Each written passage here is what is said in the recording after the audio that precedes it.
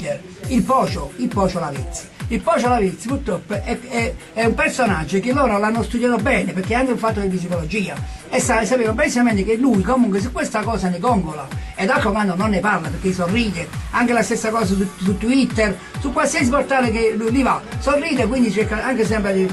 perché forse deve essere, poi come ha detto proprio pure Mimmo, una montatura, oppure sarà proprio uno scoop, oppure sarà proprio quello per destabilizzare di più la società calcio Napoli e Napoli. Perché vedi, il fatto che comunque Lavezzi si sia infortunato è anche possibile che lei... E poi qualcuno si è fatto un ragionamento e dice no, perché il Napoli si sta incominciando ad abituare a giocare senza Lavezzi.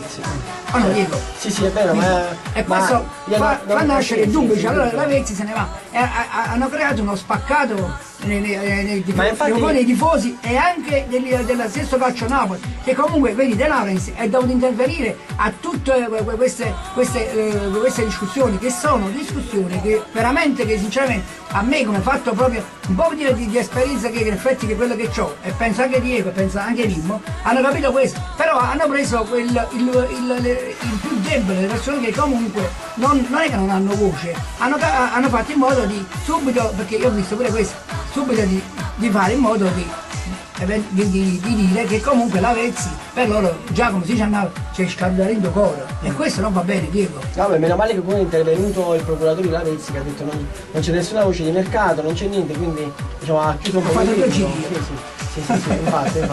Va bene, andiamo avanti. Allora, dammi un attimo le formazioni per domani Napoli-Siena. Allora, il Napoli scenderà in campo con il 3-5-2 con De Santis, Grava, Cannavaro, Britos, Maggio, Gargano, Ille, Ramsic, Dossena e in avanti Pandey e Lavezzi. C'è un ballottaggio tra Grava e Fernandez e tra Dossena e Giunita. Perché in effetti Cavani non gioca. Cavani non gioca. Non c'è Cavani, non c'è Zemairi, non c'è Aronica. Aronica, perfetto. E quindi vedi lei. Quindi Napoli manca a farlo apposta, sono 3 settimane o qualche settimana che non gioca mai con la stessa squadra. Certo, ma in Napoli sì. Il discorso è più logico, quindi dei giocatori un po' della rosa un po' striminzita. Vedi, ma per esempio io dico domani Lavezzi scende in campo. Mo il pubblico, io da questa, perciò lanciamo da qua. No, ma io ne sono convinto che il pubblico acclamerà Lavezzi. Ne sono convinto. Io lo spero, perché in effetti non dobbiamo entrare in questa situazione qua. Cioè che essendo proprio da tifosi stessi, perché ci vogliono che... Io ne sono convinto che il pubblico... Il primo da applaudire deve essere Lavezzi. E Mimmo qua mi potrebbe dare ragione. E dalla curva si alzerà il grido, olè, il Pocio. Allora, ne sono convinto. No, dico, questo non te lo posso dire solo per un semplice messaggio, perché noi tifosi siamo prima cosa per la maglia e dopo per i calciatori. E l'ho detto già domenica e sabato scorso, per me se Lavezzi rimane è un bene, però se vuole andare via. Ah beh, chiaro, noi non abbiamo nessuno perché vuole stare a Napoli. No, perché noi vediamo una cosa, che un certo Diego Armando Maradona, sono 20 anni che non c'è qui a Napoli, e lui ha detto datemi a tutti i costi il ritorno a Napoli. Cioè sei un grande come Maradona. Io quiero stare aquí, yo quiero esa ciudad. Yo quiero esa ciudad, el popolo de Nápoles. Appunto, sei un grande come lui. È la parola che ha detto Diego. Armando Maradona. Se lui ha detto questo ed è un grande, è il dio del calcio. Cioè io non ho parole, come gli altri perché non vogliono rimanere a una cosa, ma secondo voi, mettiamo ipoteticamente che Lavezzi possa andare via, come lo vedreste Giovinco a Napoli? Ma a parte di Giovinco, allora noi abbiamo ancora Vargas e ci sta ancora il caso Insigne. Poi ne dico un altro, non so se lo sapete, il Napoli ha acquistato un giocatore uruguaiano di 18 anni, una promessa di Suarez, perfetto. Ma Diego, vedi il fatto che comunque anche di Giovinco a me piace, però Giovinco noi abbiamo Insigne, nulla togliere a Giovinco, perché Giovinco è un grande calciatore, però comunque non lo vedo per la piazza di Napoli. Sarà anche vedo male, perché già abbiamo Vargas e già abbiamo Insigne, che sono sicuro. Enzo, io scusami, io capisco quello che vuoi dire, però il Napoli abbiamo visto quest'anno ha bisogno di una rosa ampia sia in qualità che in quantità, quindi io li prenderei tutti, li prenderei Giovinco, li prenderei Insigne, perché Napoli ha bisogno di invece Diego ti posso dire una cosa, dobbiamo vedere sempre Giovinco quanto prende. Questo è il discorso tecnico che poi... Vabbè, Giovinco prende poco come stipendio, non è certamente un Lavezzi, un Cavani, quindi siamo in circa di 800.000 euro a stagione. Entriamo nel budget. Io lo sai cosa vedrei? Vargas e Insigne, io lo sai cosa vedrei? Io Vargas lo metterei in partenza in prestito insieme a un anno, io pure se lo darei a Zeman, visto che Zeman è un grande con i giovani.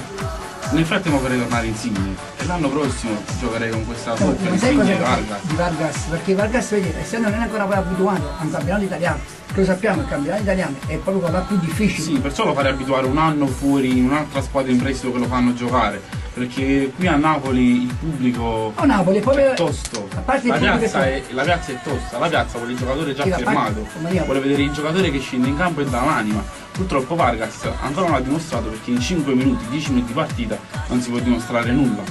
Una volta l'abbiamo visto in campo dal primo tempo, è stato in Coppa Italia e purtroppo ha fatto quella rete, è stato il caso. Però speriamo che Vargas, io lo vedo in partenza all'ultimo in prestito in qualche squadra e poi l'anno prossimo lo faremo giocare a pieno ritmo in campionato. Poi c'è una cosa pure bella, io ho visto che comunque il nostro Cicchi Prandelli della Nazionale si sta affezionando a Castelvolturno, no?